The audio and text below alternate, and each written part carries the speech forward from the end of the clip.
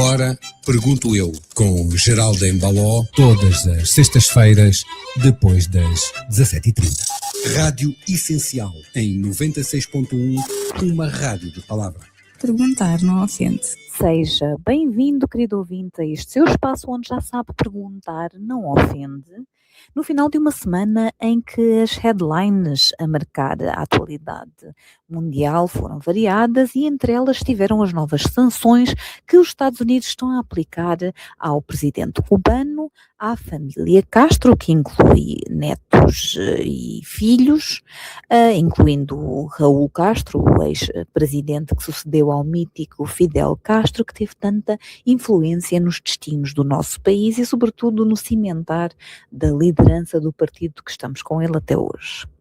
A dívida do MPLA para com os cubanos e a relação quase umbilical de Angola com os cubanos, a cooperação a diferentes níveis, seja militar, na altura da guerra, que terá sido instrumental para ganhar contra forças portuguesas e sul-africanas, seja a nível de educação, com milhares de angolanos a formarem-se em Cuba, de saúde, com os médicos cubanos que temos até hoje há décadas no país.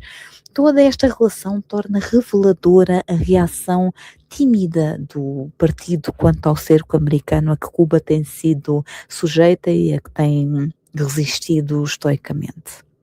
O Ministro das Relações Exteriores, que tem a difícil tarefa de equilibrar a menina dos olhos do Presidente, nomeadamente a relação com os Estados Unidos, com a obrigação moral de não virar costas aos laços históricos com os cubanos, esteve com o homólogo cubano em Geneva para o Conselho de Direitos Humanos e depois de ouvir sobre a difícil situação por que passa o país, sem combustível, sem o apoio da Venezuela, agora depois de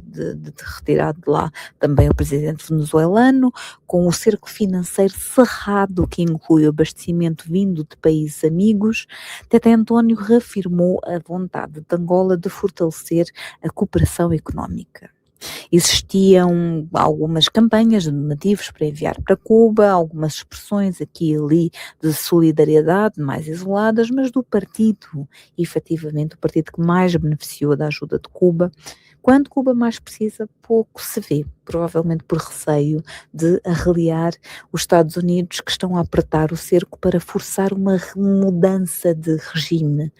dessas que não interessam nada ao regime que temos no poder entre nós, porque dá mau exemplo de que a mudança é possível de alguma maneira. Mas é bom lembrar ao regime vigente que uma relação de amizade com os Estados Unidos, ainda que fosse sólida, que não é, apesar de todo o investimento do presidente em lobbies e em consultorias para pagar bilhetes para a Casa Branca e para pagar a vinda do ex-presidente, mesmo que essa relação existisse e fosse sólida, não seria garantia de que Angola e os seus governantes estariam a salvo de sanções dos Estados Unidos que agora estão a cair sobre os cubanos. Em março, depois de anos de aliança próxima com os ruandeses que sempre foram vistos como um parceiro tipo Israel em África, além da dívida moral que o mundo tinha para com o Ruanda por ter fechado os olhos ao genocídio, como tinha fechado os olhos ao genocídio dos judeus, mas depois de anos de proximidade, 4 oficiais de topo do generalato ruandês com ligações próximas ao presidente e posições instrumentais para a coordenação das campanhas militares e financeiras que no fundo acabam sustentando o Ruanda,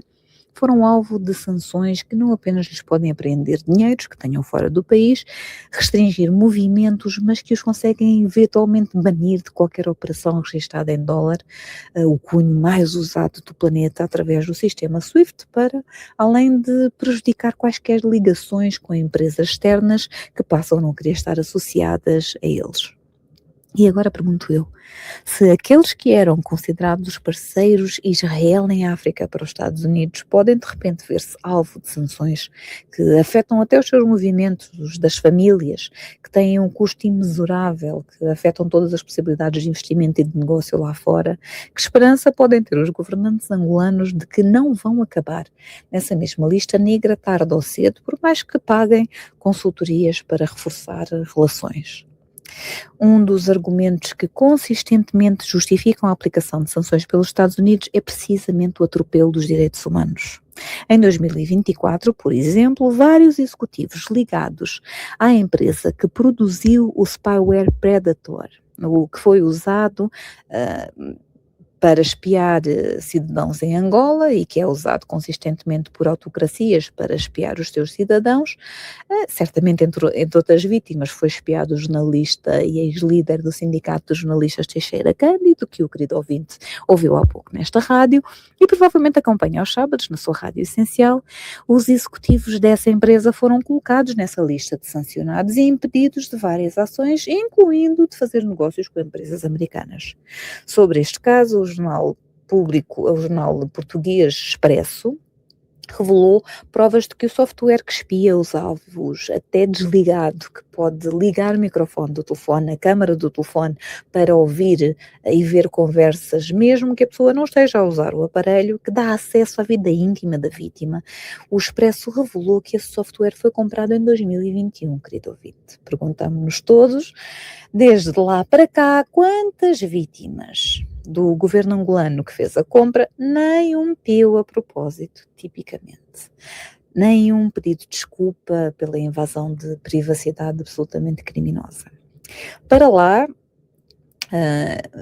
mas lá está, os executivos dessa empresa israelita que vende esse software podem ser alvo de sanções americanas, que fará governantes angolanos que tenham pisoteado os direitos humanos durante os seus mandatos. E temos precedentes de sanções para angolanos que já estiveram nas boas graças do poder e que deixaram de estar com a mesma facilidade com que o MPLA se rebelou e virou as costas ao seu líder oxigênio, Rei Sol, de mais de 3 décadas. Apesar de tudo isto, e mesmo haver tudo isto, a nossa liderança não parece aprender nada com as lições e persistir em encontrar novas formas de reprimir e intimidar e controlar os seus cidadãos, em vez de se focar em fazer um trabalho que se torne de facto bom pelos seus resultados, de forma a que o cidadão tenha menos razões para se queixar. Esta semana, e depois da aprovação de mais um desses instrumentos de intimidação judicial, sobretudo de jornalistas, na forma da lei das notícias falsas, que é o último golpe do aparelho governativo para capturar também a esfera digital, que não estava completamente sob controle, a marcar a atualidade estiveram uma série de boatos seguidos de publicações a acusar jornalistas de precisamente serem os autores das notícias falsas, para, assim como quem não quer a coisa, sugerir que a nova lei os puna. Angola já tem um registro muito pobre, miserável em matéria de liberdade de imprensa e cada vez mais está sob observação internacional. Instituições como a Amnistia Internacional, que revelou a análise que comprovou que membros da sociedade civil que lutam pelos direitos humanos, como Teixeira Cândido, foram atacados ilegalmente pelo Estado na sua privacidade. Instituições como os Repórteres Sem Fronteiras, que elaboram um ranking de imprensa em que Angola desceu 9 posições para o lugar 109 de 180 países, o pior dos PALOP. Instituições como o Comitê de Proteção de Jornalistas, para que trabalham e que fazem reportes para instituições como as Nações Unidas. O CPJ fez um reporte detalhado em conjunto com o Sindicato dos Jornalistas e o MISA Angola sobre a falta de liberdade de imprensa a tempo da revisão periódica universal, que levou a várias recomendações das outras nações para melhoramento de várias questões, desde o acesso à imprensa, ao fim da perseguição judicial, ao fim das prisões de jornalistas durante a cobertura. Angola, com as leis que tem aprovado, está a fazer o caminho contrário às recomendações. Instituições como o CPJ informam o Departamento de Estado americano sobre a situação dos direitos humanos nos países, estão atentas e a assistir ao que o governo angolano faz para reprimir liberdades e aos principais atores dessa repressão, que, como os cubanos ou os ruandeses, tarde ou cedo se podem ver alvo de sanções futuras. Já que os nossos governantes não parecem temer a punição através do voto, que temam pelo menos os efeitos da visibilidade externa dessa repressão que levam a cabo internamente e que se emendem, ainda vão a tempo. É com esperança sempre, querido ouvinte, que marcamos aqui encontro. Até à próxima na sua Rádio Essencial. E agora, pergunto eu, com Geraldo Embaló, todas as sextas-feiras, depois das 17h30.